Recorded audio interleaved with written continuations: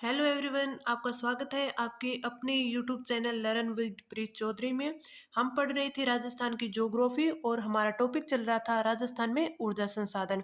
हमने कल की क्लास में राजस्थान के थर्मल पावर प्लांट पढ़े थे कि कौन कौन से क्रिटिकल थर्मल पावर प्लांट है, कौन कौन से नॉन क्रिटिकल है, और सभी फिर डिटेल से पढ़े कि किसकी स्थापना हुई, कब हुई, उनका संचालन कौन करता है, और राजस्थान के सरकार के कौन कौन से है, केंद्र सरकार के द्वारा कौन सा संचालित किया जा रहा है, संयुक्त प्रक्रम, निजी प्रक्रम, ये सब पढ़े थे। और हमारा लास्ट टॉपिक चल रहा था प्राकृतिक गैस आधारित पावर प्लांट, जिसमें हमने पढ़ा था कि पहला था अंता प्राकृतिक गैस पावर प्लांट जो कि केंद्र सरकार द्वारा संचालित है। दूसरा था रामगढ़ गैस परियोजना जो कि राज्य सरकार की प्रथम गैस आधारित विद्युत परियोजना थी।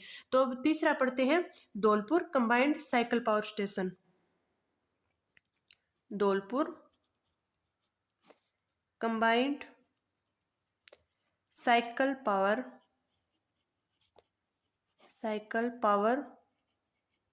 स्टेशन।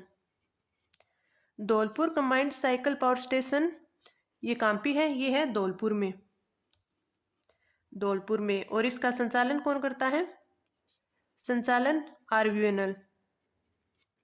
इसका संचालन RVUNL। और इसकी क्षमता कितनी है? इसकी क्षमता है 330 मेगावाट। 330 मेगावाट। इसमें 3 इकाइयां हैं और कितने कितने की है? तीनों है 110 मेगावाट की। तो टोटल इसकी क्षमता कितनी हो गई? 330 मेगावाट।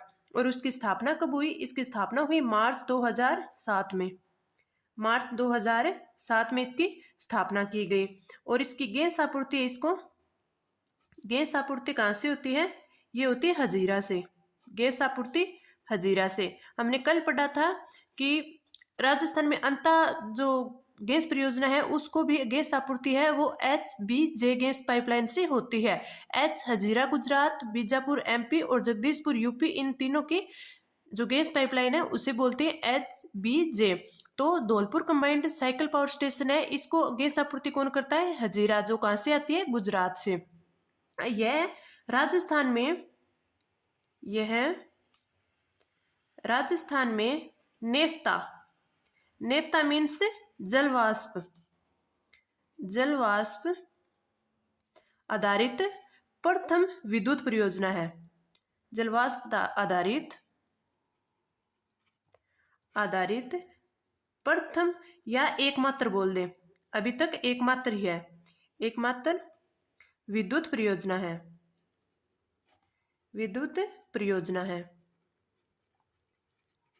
है। तो Dholpur combined cycle power station है, उसकी स्थापना मार्च 2007 में हुई। इसका संचालन RVNL करता है। इसकी क्षमता 330 मेगावाट है। गैस की आपूर्ति हजीरा पाइपलाइन से होती है। और राजस्थान में एकमात्र नेफ्ता यानी जल वाष्प पर आधारित विद्युत परियोजना कौन सी है? धौलपुर। अब आगे चौथा पढ़ते हैं जामरकोटड़ा गैस विद्युत परियोजना। इसकी स्थापना कब हुई? इसकी स्थापना हुई 2001 में। 2001 में। और जामरकोटड़ा गैस विद्युत परियोजना कहाँ पे है? उदयपुर में। और इसका संचालन कौन करता है? इसका संचालन करता है RSMML। राजस्थान सरकार का है। राज्य खान एवं खनिज निगम। तो इसका संचालन किससे होता है? RSMML के द्वारा। और जामरकोटड़ा की स्थापना कब हुई? 2001 में। और है कहाँ पे? उदयपुर में। अब अगला पढ़ते हैं केशोराय पाटन पावर प्लांट। ये कहाँ पे है? ये है बूंदी में प्लांट। और इसकी स्थापना कब हुई?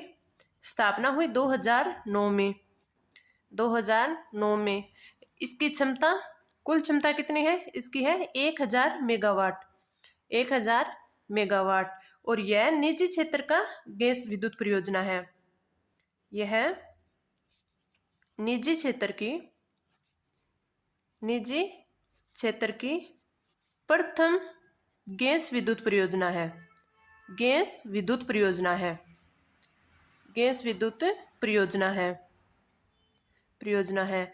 तो हमने ये पढ़े थे, जो राजस्थान में 5 है प्राकृतिक गैस आधारित पावर प्लांट। अंता प्राकृतिक गैस है जो कि केंद्र सरकार के द्वारा संचालित है और राज्य का फर्स्ट है।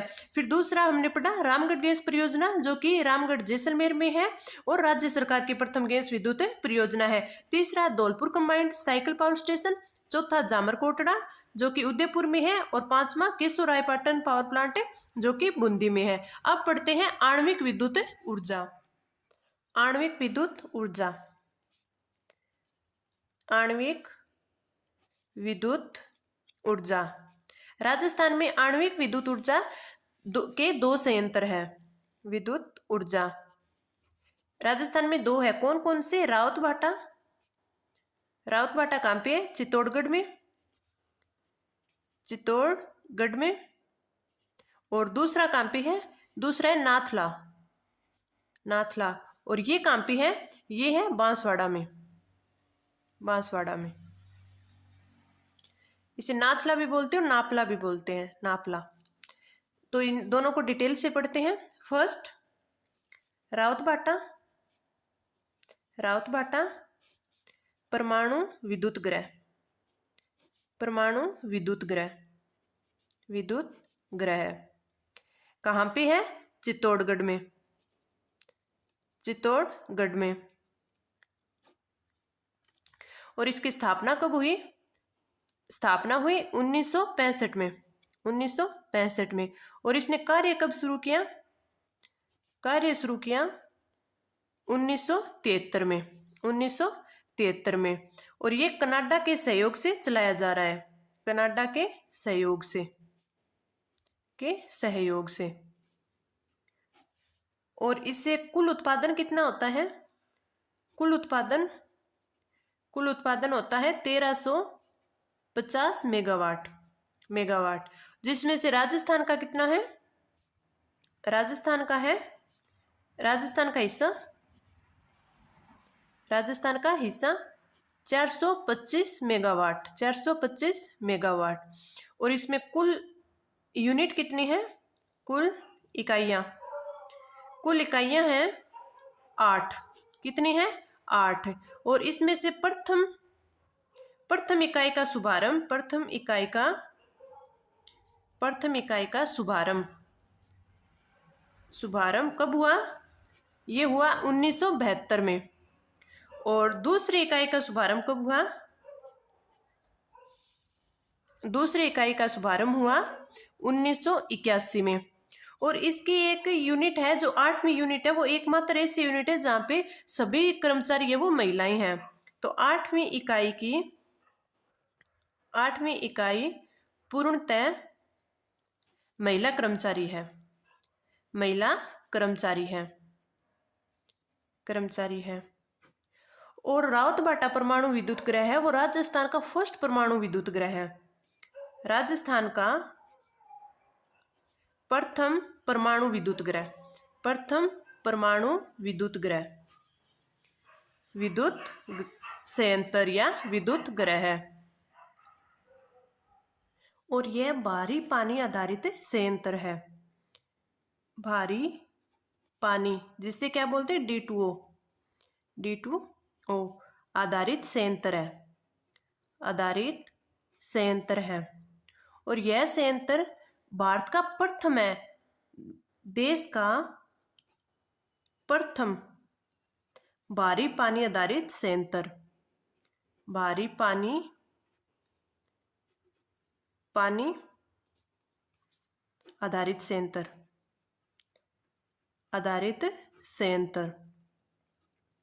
तो रावतभाटा विद्युत गृह है, उसकी स्थापना 1965 में हुई और उसने कार्य शुरू किया 1973 में और कनाडा के सहयोग से चलाया जा रहा है। इसका कुल उत्पादन 1350 मेगावाट है, जिसमें से राजस्थान का हिस्सा है वो है 425 मेगावाट।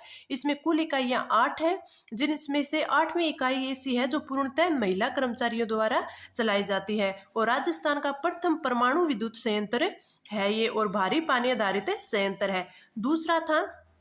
दूसरा था नापला, नापला ये कहाँ पे है, ये है बांसवाड़ा में, बांसवाड़ा में। और बांसवाड़ा में ये माही नदी के किनारे है, माही नदी पर, माही नदी पर, नदी पर। और ये राज्य का दूसरा प्रस्तावित है, राजस्थान का दूसरा प्रस्तावित, प्रस्तावित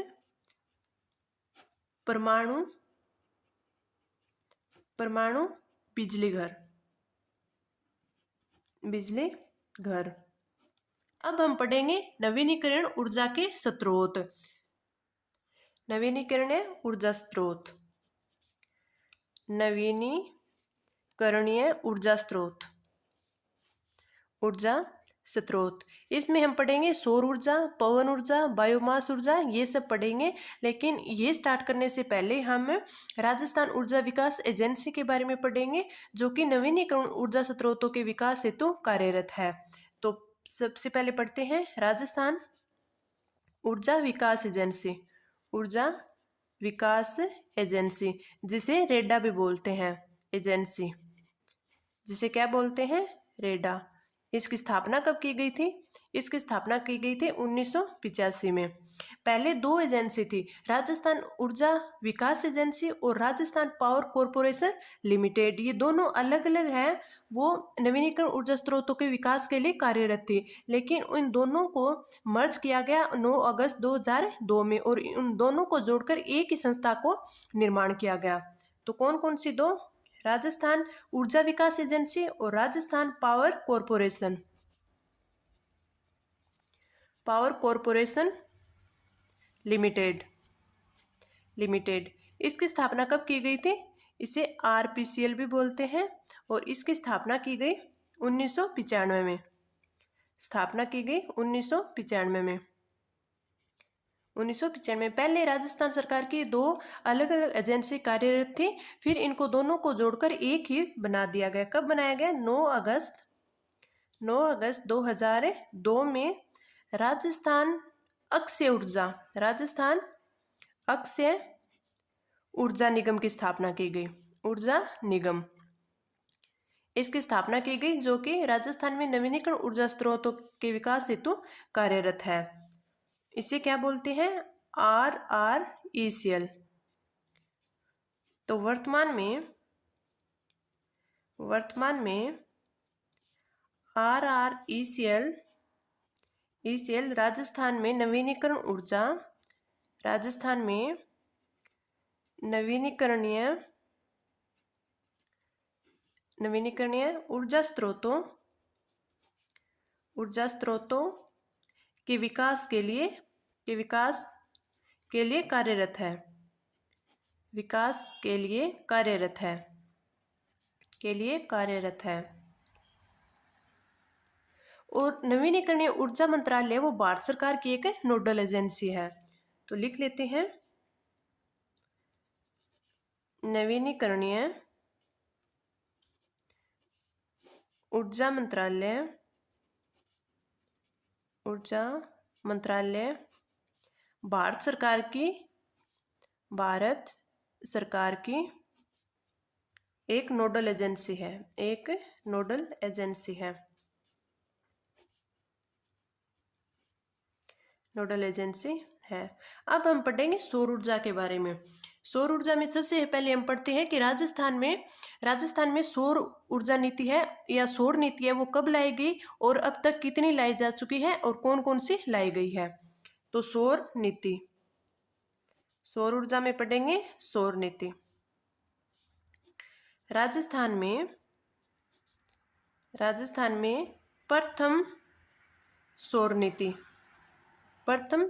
नीति कब लाई गई, ये लाई गई 19 अप्रैल 2011 में, 19 अप्रैल 2011 में। और सौर नीति लाने वाला राजस्थान है, वो देश का पहला राज्य है। सौर नीति लाने वाला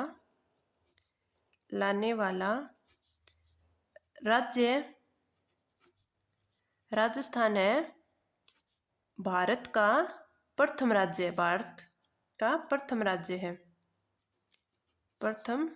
है, राज्य है या था। फिर है दूसरी सौर नीति कब आई? सेकंड सौर नीति राजस्थान में आई 2014 में, 2014 में। और थर्ड सौर नीति कब आई? ये आई 2019 में, जो कि वर्तमान में कौन सी सौर नीति चल रही है? ये थर्ड सौर नीति चल रही है, जो कि 19 दिसंबर 2019 में आई। वर्तमान में यही है, वर्तमान में। अब सौर नीति, थर्ड सौर नीति है, उसको डिटेल में पढ़ते हैं। कब लागू की गई, इसके लक्ष्य क्या क्या है। तो सौर नीति 2019 ये लागू कब हुई? लागू हुई 18 दिसंबर 2019 को, 18 दिसंबर 2019 को। और इसके लक्ष्य क्या क्या थे? लक्ष्य 2024-25 तक 2024-25 तक 30 गीगावाट या 30,000 मेगावाट 30,000 मेगावाट सौर परियोजनाओं का लक्ष्य हासिल करना। सौर परियोजनाओं का लक्ष्य हासिल करना, लक्ष्य हासिल करना,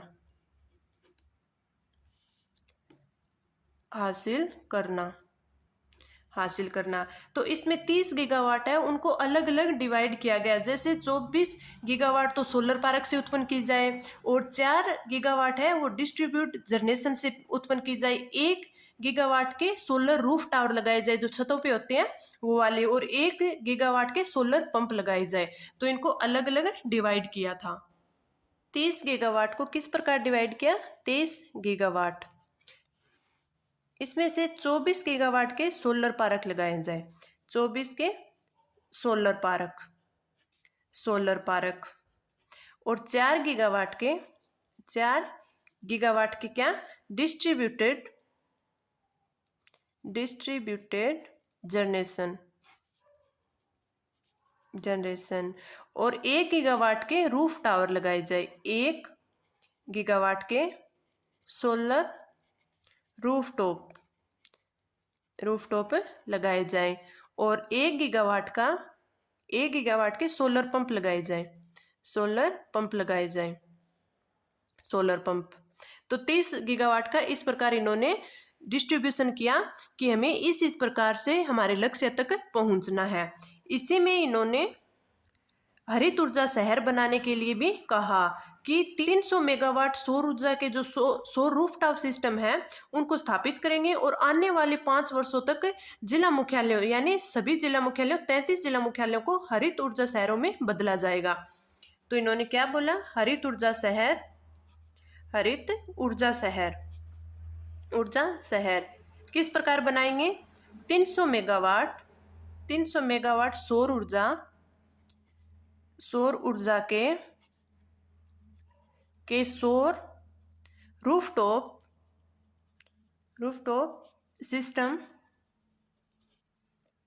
सिस्टम स्थापित करके अगले 5 वर्षों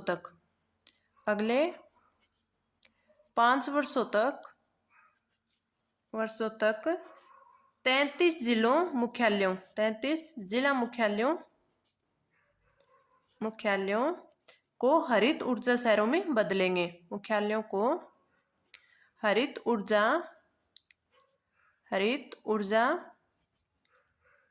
शहरों में बदलेंगे। अब पढ़ते हैं कि देश में सौर ऊर्जा की सर्वाधिक संभावना कहाँ पे है। तो देश में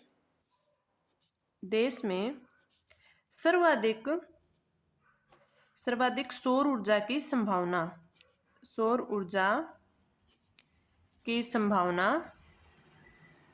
कहाँ पे है? राजस्थान में। क्यों है? क्योंकि राजस्थान में सौर दिवस वो कितने हैं? 325 दिवस हैं। सौर दिवस मीन्स कि राजस्थान में 325 दिन तक सूर्य दिखाई देता है। सूर्य दिखाई देता है। और भारत में इसकी रैंक है फर्स्ट। सौर ऊर्जा उत्पादन में भारत में राजस्थान की रैंक कितनी है? फर्स्ट रैंक है। फर्स्ट रैंक किसकी है? राजस्थान की है। और सौर दिवस तो 325 दिन है, लेकिन सौर विकिरण की तीव्रता है, सौर विकिरण की तीव्रता राजस्थान में कितनी है? ये है 6 से 7 किलोवाट घंटा मीटर स्क्वायर प्रतिदिन। और राजस्थान में इसकी क्षमता कितनी है सौर ऊर्जा की क्षमता है 142 गीगावाट। कि राजस्थान है वो 142 गीगावाट तक सौर ऊर्जा का उत्पादन कर सकता है। लेकिन अधिष्ठापित क्षमता कितनी है? अधिष्ठापित क्षमता का मतलब कि ये अब तक कितना उत्पादन कर चुका है? 9228 मेगावाट। जो कब तक कर चुका है? दिसंबर 2021 तक कर चुका है। कितनी कर चुका है? 9228 मेगावाट। और कर कितनी सकता है? राजस्थान में कितनी सौर ऊर्जा का उत्पादन किया जा सकता है? 142 गीगावाट का। और हमारा लक्ष्य कितना है? लक्ष्य है 30 गीगावाट का, 30 गीगावाट यानी 30,000 मेगावाट का। अब सौर ऊर्जा से संबंधित कुछ महत्वपूर्ण तथ्य पढ़ लेते हैं। जैसे कि सोलर पार्क राजस्थान में फर्स्ट कहाँ पे लगा है? जो केंद्र सरकार का फर्स्ट कहाँ पे लगा है? राज्य सरकार का फर्स्ट कहाँ पे लगा है? तो सौर ऊर्जा से संबंधित महत्वपूर्ण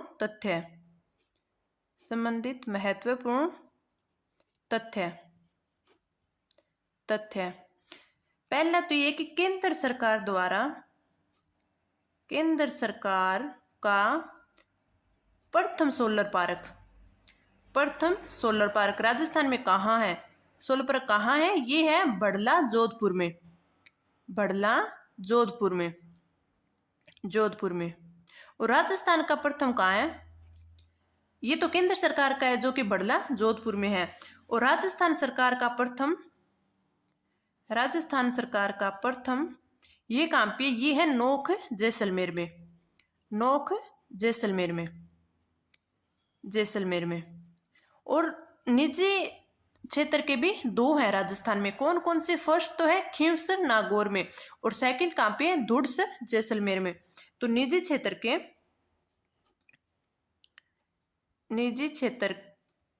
के सोलर पार्क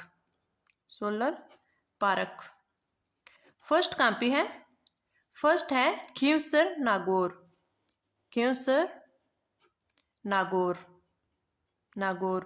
और सेकंड कहाँ पे है? सेकंड है धुड़सर जैसलमेर।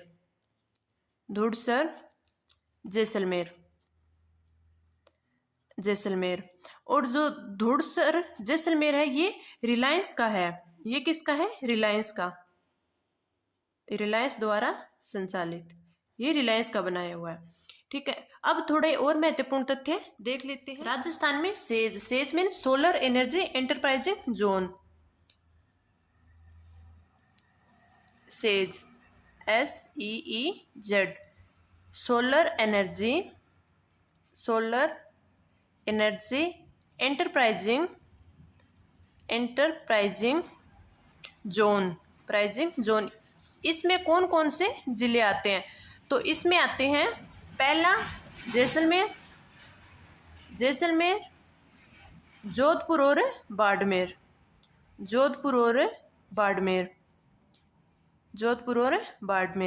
अब देखते हैं कि राजस्थान में कौन कौन सी सौर परियोजनाएं संचालित हैं या फिर प्रस्तावित हैं। तो सौर परियोजनाएं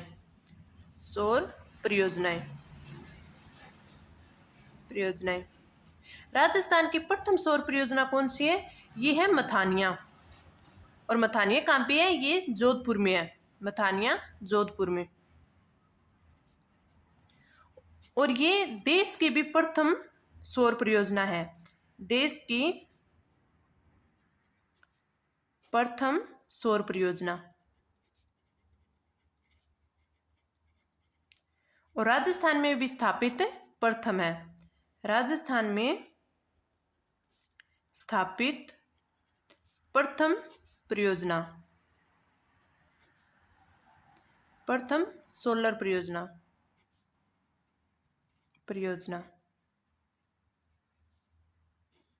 और राजस्थान का प्रथम सोलर पावर प्रोजेक्ट भी है। और संचालन कौन करता है इसका? संचालन करता है अक्षय ऊर्जा निगम। संचालन अक्षय ऊर्जा निगम। और इसमें सहयोग कौन कौन कर रहे हैं? सहयोग एक तो करते हैं जर्मनी, विश्व बैंक और भारत सरकार। विश्व बैंक और भारत सरकार। और अब देख लिए दूसरी परियोजनाएं और कौन कौन सी है। एक है गोरीर परियोजना, गोरीर सौर परियोजना। ये कहाँ की है? ये है झुंझुनू में। फिर है फागी परियोजना, फागी सौर परियोजना। ये कहाँ पे? ये है जयपुर में। मोकला है जैसलमेर में। या बस इसके इंपॉर्टेंट है तो इनके नाम याद कर लीजिए। जैसलमेर में 4 नंबर। और एक है अगोरिया। ये कहाँ पे? ये है बाड़मेर में। अगोरिया बाड़मेर में। और अगली है बीरूखेड़ा। ये कहाँ पे है? ये है बीकानेर में।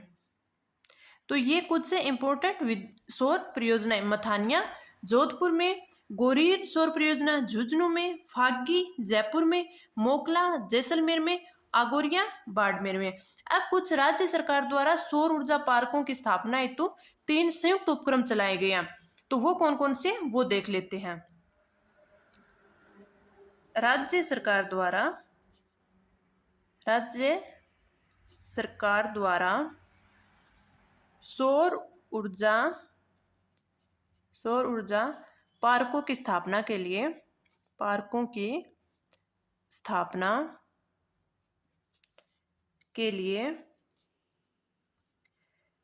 3 संयुक्त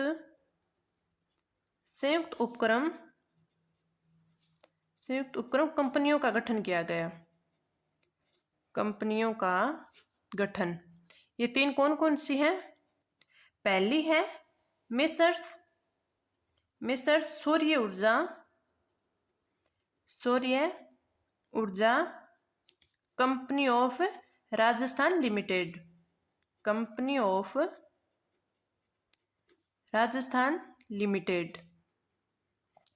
फर्स्ट कौन सी हो गई? मेसर्स सौर्य ऊर्जा कंपनी ऑफ राजस्थान लिमिटेड। दूसरी है मेसर्स अडानी रिन्यूएबल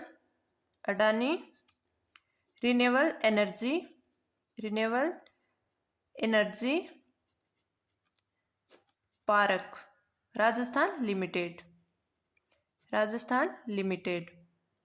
और तीसरी कौन सी है? तीसरी है मेसर्स एसेल सौर्य ऊर्जा कंपनी ऑफ राजस्थान लिमिटेड। तो ये 3 संयुक्त उपक्रम का गठन किया गया है। मेसर्स सौर्य ऊर्जा company of Rajasthan limited, messrs Adani renewable energy और मेसर्स एसएल सौर्य ऊर्जा कंपनी। अब हम पढ़ेंगे कुछ और तथ्य जिनमें हम देखेंगे कि राजस्थान में सोलर सिटी कौन कौन से है, सबसे ज्यादा सौर संयंत्र कहाँ पे है। तो कुछ महत्वपूर्ण तथ्य और देख लेते हैं। महत्वपूर्ण तथ्य सबसे पहला है सौर सिटी कौन कौन से जिले को बोलते हैं? जयपुर, अजमेर और जोधपुर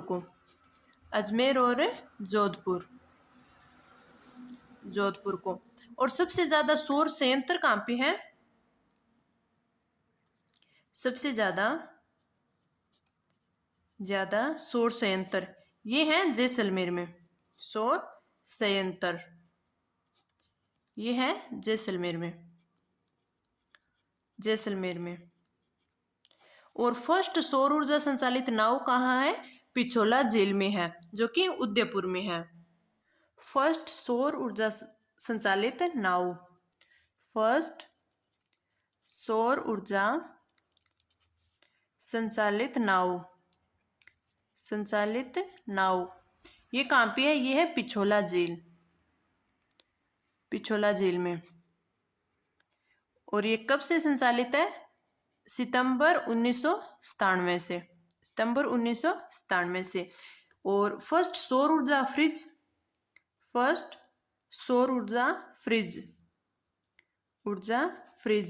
ये कहाँ पे है? ये है जोधपुर में। और जोधपुर में कहाँ पे है?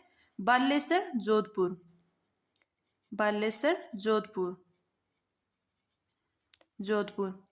और ये फर्स्ट सौर ऊर्जा फ्रिज है, ये भारत और राजस्थान दोनों का प्रथम है। राजस्थान तथा भारत दोनों का प्रथम है। अब ये आगे के कुछ महत्वपूर्ण तथ्य और रह गए हैं ये, और पवन ऊर्जा और बायोमास ऊर्जा है, ये कल की क्लास में हम करेंगे। तो आज की क्लास में इतना ही। अगर आपको वीडियो अच्छी लगे तो लाइक कीजिए, चैनल को सब्सक्राइब कीजिए, कमेंट्स कीजिए और हमारे टेलीग्राम ग्रुप लर्न विद प्रीत चौधरी को जरूर ज्वाइन कीजिए। धन्यवाद।